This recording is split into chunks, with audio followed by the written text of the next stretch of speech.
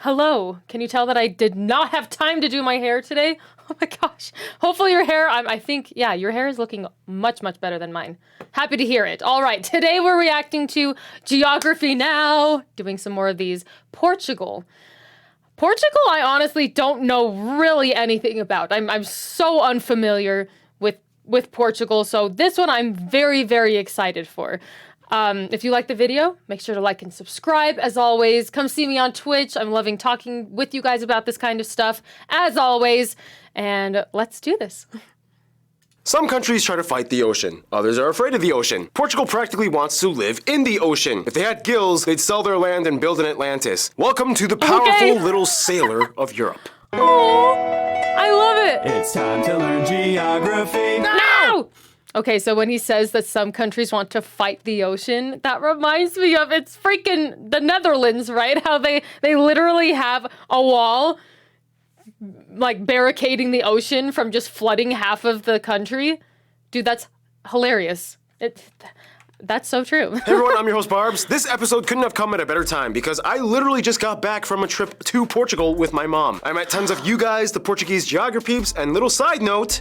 Hey everybody, this is João. He is a native Portuguese person. He'll be coming in and out of this episode explaining things about Portugal. So say hi. Hi! Anyway, let's look at Super the globe cool. now, shall we? So cool.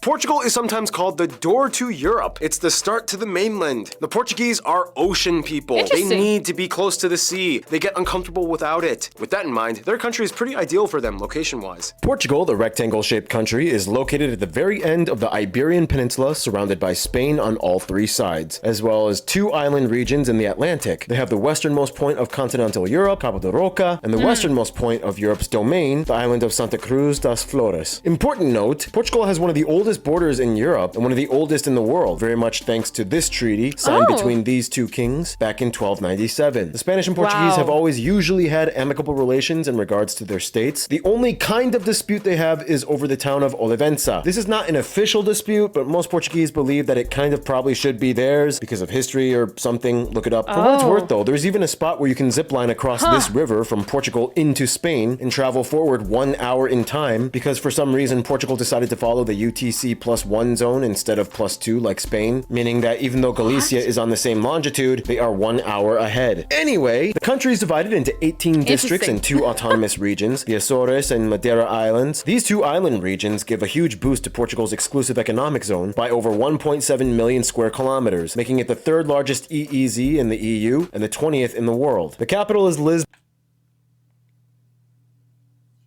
What does EEZ stand for again? Somebody help me. Someone help me. I'm so sorry. And of course it holds the largest airport, Lisbon International, as well as the largest shipping port, the Port of Lisbon. The 2nd largest city is actually Sintra, followed by Vila Nova de Gaia. However, Porto actually holds the 2nd busiest airport, and Fado in the south rounds out for 3rd place for airport. Sorry, 2nd busiest airport in Europe? Oh wait, sorry.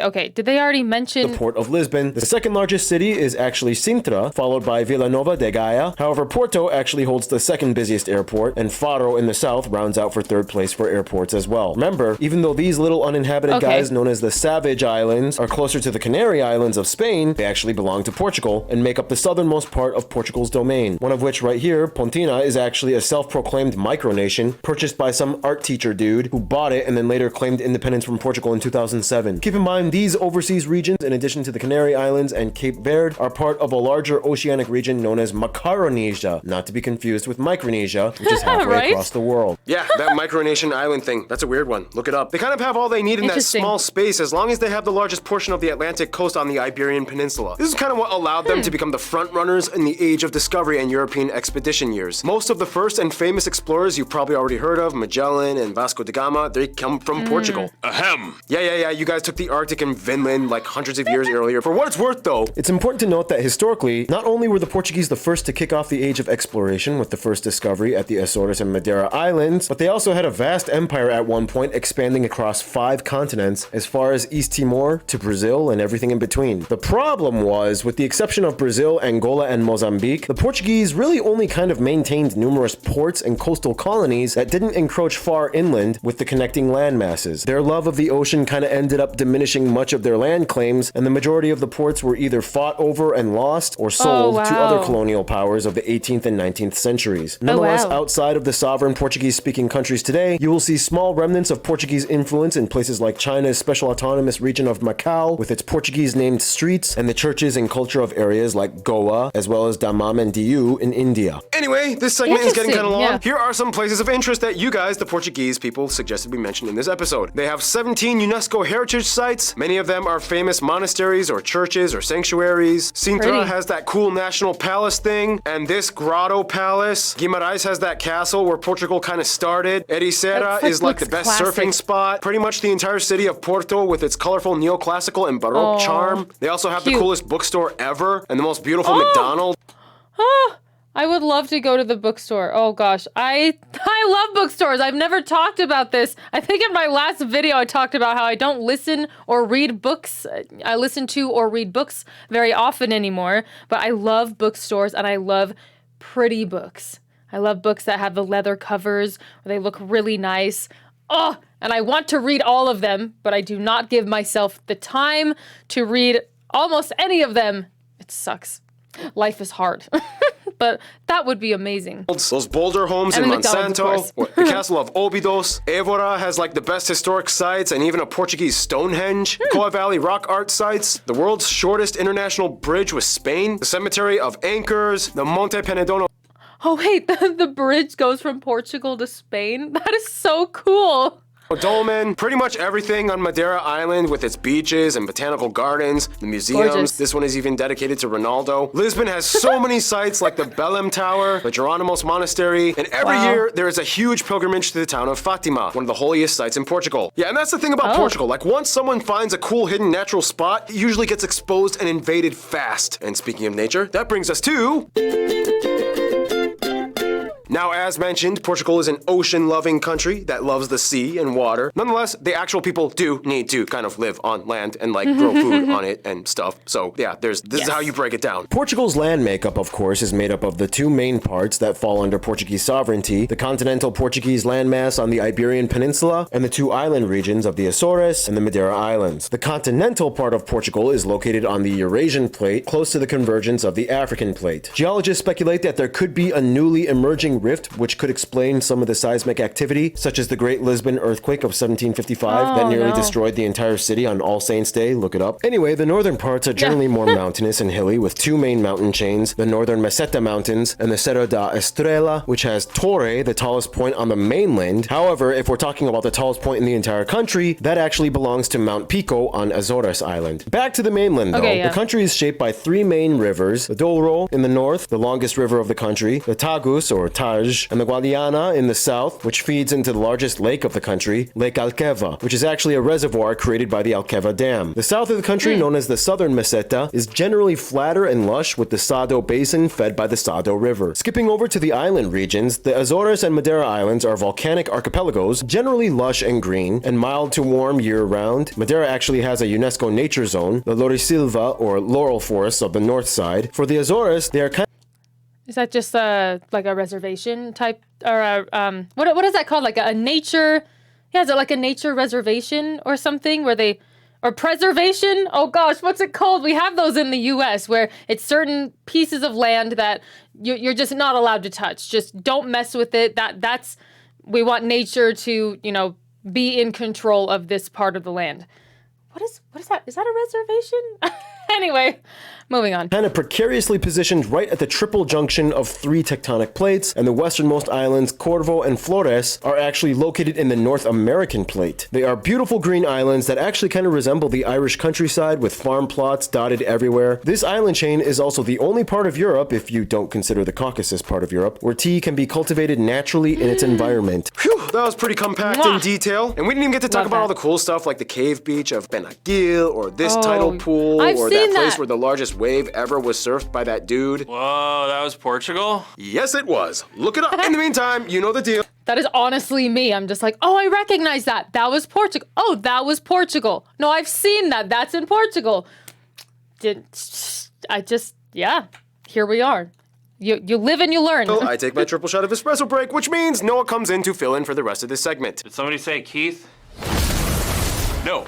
I believe he said Noah. For one, they are masters of making anything out of trees, as over a third of the country is forested mostly with oaks, pines, and eucalyptus. Such Portuguese companies like the Navigator Company are world-renowned for paper products. And Amorium is the world's largest cork producer, in Portugal being #1 in cork production in general. You will see tons of stuff around Portugal made of cork. Cork purses, cork shoes, cork notebooks, cork everything. And they love their wine, with port, rosé, green, and Madeira wines being some of the most popular types. Portugal is home to many animal species as well. In the continental side, you will find mammals like wild pigs, wild goats, hares, foxes. The unofficial national animal, though, or at least a common national symbol, would technically be the legendary mythical Barcelos rooster. They're Europe's top seafood consumer per capita and usually in the top 4 worldwide. And of course brings us to the final segment, food. Some top notable dishes you guys, the Portuguese geography suggests we mentioned include things like the most iconic national soup, caldo verde. These 2 sandwiches are probably the most popular ones. Pastéis de nata. And finally with seafood, they have everything from cuttlefish, crabs, shrimp, spiny lobster, barnacles, mackerel, lamprey, sea bass, clams, oysters, periwinkles, scallops, sardines. Dude, the Portuguese make the best octopus I ever had in my life. Fun fact, the Portuguese actually introduced samosas to India, tempura to Japan. I actually love those. See, and I know all the ones that other people have adopted, but I don't know any. I didn't recognize any of the dishes that were just, you know, solely Portuguese. This is just a country that I just haven't really come across very much. So I knew that it was a country. I knew where it was. I know they speak Portuguese, but this is all like very new to me. That's so interesting. Japan and England probably wouldn't have tea if the Portuguese hadn't traded with China. And of course, the most popular dish of Portugal, often seen as the national dish, bacalhau, which is salted cod, deliberately preserved and soaked before cooking. Interestingly enough, cod isn't even commonly caught off their coast, so they have to resort to importing it usually from the North Sea. Their national dish isn't even really found naturally in their own country. But what does occur naturally in Portugal are the Portuguese people. Let's meet them, shall we? Thank you, Noah. Keith again. Art, take care of this. Where am I going? Bye. Now, I asked João to describe the Portuguese, and here are some things he said. Desenrascanço. It's like a resourcefulness of ways. So if you give us like a corkscrew and a frisbee, we'll give you a scooter. Another one is estar com os azeitos, when someone is really grumpy or in a real bad mood. To sum it up, that's the ideal Portuguese way. In any case, the country has about 10.5 million people, and they are one of the top aging populations in the world and has the highest emigration rate in the EU. So top aging, I feel like that could mean 2 different things.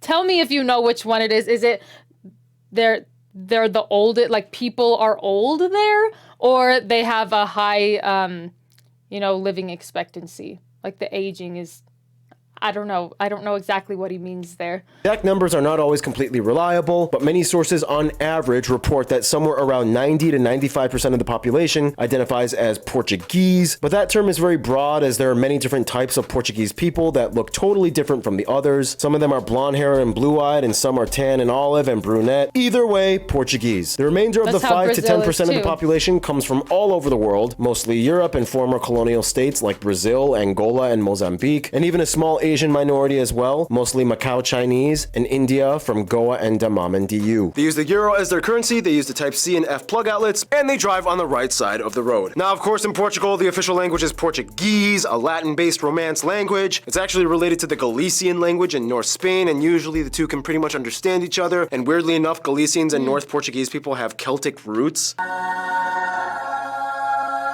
We'll talk more about that in the Spain episode. But anyway, Portugal also technically has a second regionally official language, Mirandese, which is only spoken by about 15,000 people in 2 municipalities of the northeast region. But otherwise, okay, just being straight up, Portuguese is the most difficult Latin language for me personally. But after spending some time in Portugal, I figured out a shortcut if you want to learn how to speak Portuguese. Here's how you do it. Step 1, be Russian. Step 2, get drunk. Step 3, try to speak Spanish. Meu nome é Paulo, eu gosto de pastiche. Calm down, this was a joke. Geography Now does not endorse underage drinking or alcoholism. And also, do not confuse the Portuguese with the Spanish. They hate that. Actually, when I met João, I had this conversation with him. Hey, João? Yes? When I go to Portugal, would it be okay if I spoke some Spanish just in case if I had a complete communication problem? Yeah, no, don't. Just don't. Trust me, you're better off just using English. So anyway, the Portuguese, as mentioned, have a lot of... Really quickly, I know that like for example, Mexican Spanish is very, very different than Spain, like Spanish, if that makes sense. I wonder, because I've heard some Portuguese spoken, like Brazilian Portuguese spoken, but I haven't really heard a lot of just Portuguese spoken. So I wonder how different it is, and would they be able to communicate I think they would, but I wonder, how different they are. Anyway, that's something I'm curious about if anyone knows. Ocean history and Catholic roots. About 81% of the country identifying to varying degrees of devotion as Roman Catholic. The Portuguese aren't too quick to note that they did kind of start the Atlantic slave trade, although keep in mind the East African slave trade was actually started centuries prior by Arabs in the Indian Ocean. Moving on! Portuguese culture comes in many fascinating, vibrant forms of tradition and custom, and with that, here's Random Hannah to explain. Portugal today is a very distinct nation, but if you dig close, you can see the layers of influence from groups like Phoenician, the Celtic, Germanic, Visigoth. Really quickly, I feel like her voice has sounded familiar for a while, but I feel like I just placed it. I feel like she sounds kind of like Pokimane. Does anyone know Pokimane? If you're on Twitch, you probably do. I feel like her voice sounds very similar to how she speaks. Anyway, that kind of distracted me, so I'm gonna go back and actually Portugal today is a very distinct nation, but if you dig close, you can see the layers of influence from groups like Phoenician, the Celtic, Germanic, Visigoth, Vikings, Sephardic, Jewish, and Moorish people. Yeah, even Vikings. And don't you forget it. Of course, as Yes, all of my Viking people, descendants are very, very proud of their Viking heritage. I think it's the cutest thing ever. It's so funny to me. Intrepid maritime folk, the Portuguese were the first to invent galleon ships that launched off the age of discovery for Europe, post-Viking era. With that, they also created the first forms of Western-style nautical cartography and navigation. It would later be taught and used across the continent. One guy even tried to pioneer one of the first airship designs. Although Portugal may not be well known for their painters or graphic arts, this dude went crazy and burned every single one of his paintings except one. They definitely have a tradition of three-dimensional expression that dates back centuries. Distinct Portugal styles include things like Manueline architecture of the 16th century, and even today, people like Bordalo II continue the tradition of three-dimensional art. Fun fact, you can probably guess a home is Portuguese if the exterior walls have tiles on them, and often blue pattern tiles. They have their own unique Portuguese sport, where you have to knock off a pin with metal discs in varying weights and sizes. Nonetheless, no shocker, soccer or football is the most popular sport, with their oldest club dating back to 1893 in Porto. Their national team has consistently ranked high in FIFA standings. We all know Ronaldo is the most mainstream, noteworthy face of Portuguese football today. The guy has multiple statues of himself. The legendary Eusebio is considered one of the greatest football icons of all time and the symbol of the nation's sport. Festivals, of course, adorn the entire nation from north to south, many rooted in Catholic tradition. June is a huge month where the Festival of the Three Saints take place all over the country, honoring St. Anthony, John, and Peter, where there's a lot of wine and sardines with fireworks. There's also many unique regional festivals like the Festa de Coco, in which they do fun dragon slaying performances. There's the Lazarine Carnival, one of the only places where Celtic rituals can be seen. And it's freaking terrifying. Hold up. There's the Lazarine Carnival, one of the only places where Celtic rituals... See how scary that is? Are kids in Portugal scared? I feel like if I grew up in Portugal, I was scared of the dudes at Chuck E. Cheese, you know what I mean? I feel like this would terrify me as a child. I don't know, did anyone have an issue with this, or is that just me? Hopefully all the kids over there are okay. Rituals can be seen. Anyways, the festivities are usually filled with music, which I guess means we're moving on to Keith's segment. Finally. All right. Starting as early as Gregorian chants in the medieval ages, evolving into the classical era, and eventually winning Eurovision, Portugal has had lots of musical accolades. And I actually kind of know what Eurovision is, a little bit. I haven't watched it at all, ever, but I want to this year. So we'll learn more later about it. It's a certain word that kind of describes the overall feeling of Portugueseness when it comes to music. Saudade. Translates to something like a sense of melancholy and longing, as if something were missing. This type of mindset is one of the key elements that inspired the most famous of all Portuguese musical genres, Fado. It's even listed as a UNESCO heritage trait. The most recognizable name with Fado being Amália Rodrigues. Listen to it and see what you think. Portuguese have their own version of guitars, drums, accordions, even bagpipes. The ukulele from Hawaii was actually introduced from the Portuguese migrants, mostly from the Azores and Madeira Islands, where my ancestors are actually from, fun fact. Today, the Portuguese music scene has everything from mainstream hip-hop, rock, pop, metal, Moonspell being one of the more popular metal bands from Portugal. One time I saw Moonspell at, I think it was Ozfest. I don't remember. Moonspell is awesome. Yeah, and thank you, Keith. All right, and with that, we gotta move on to the incredibly condensed history section. Proto-Iberian cultures, Indo-European migrations, Atlantic Bronze Age, Lisbon founded, Phoenicians, Proto-Celts, Rome comes in, Christianity, persecution of Christians, Visigoths, Vandals, Moors, Muslim years, Vikings come in briefly from the north parts, fighting, blah, blah, blah. They get their first king after independence from Leon. Uninhabited Madeira and Azores Islands discovered. Age of Discovery kicks off. Atlantic slave trade, colonies established, inquisitions, Great Earthquake of 1755, Napoleon years, first constitution, last monarch deposed, republic, World War I, joins Allied forces, World War II, gets messy, Salazar begins his reign, colony wars in Africa, colonies gain independence, but Timor is still on hold, new constitution, joins EU, World's Fair Expo, releases Macau, releases East Timor, hipster shops and trendy yet pretentious warehouse district cafes open up, and here we are today. We asked you guys for a list of some of the top notable people from Portugal or of Portuguese descent, and they include people like Prince Henry the Navigator, even though he never really did any exploring himself, Bartolomeu Dias, Vasco da Gama, Ferdinand Magellan, these athletes, these two popes, Nobel Prize winner in medicine Egas Moniz, the greatest writers Luis de Camões, Fernando Pessoa, and Jose Saramago, Daniela Rua, Carmen Miranda, Maria João Pires, Sara Sampaio, Paula Rego, and some American and Canadian celebrities that have Portuguese descent include Nelly Furtado, Shawn Mendes, one of my favorite animators, J.G. Quintel, even Tom Hanks, and this guy, I guess, you got Portuguese, right? Yeah, totally, man. Great-grandfather was actually born. He was born in the Madeira Islands. Keith Everett. Well, as you can see... I honestly basically only recognize the ones that were Canadian and American. I didn't recognize, I don't think, any of the ones that are just Portuguese. My goodness. Anyway. See, by now, with their bold, exploring roots, Portugal has definitely left its mark on the world. And with that, we move on to see how the mark has impacted their relationships to others around the world. Friends! Yeah, Portugal is kind of like the smallest nation that left the biggest legacy. Over 30 times more people than the population of Portugal across the world speak Portuguese. Isn't that so funny that one of the countries that has the most influence on the rest of the world, I know almost nothing about? What is up with that? Why the heck is that the way it is?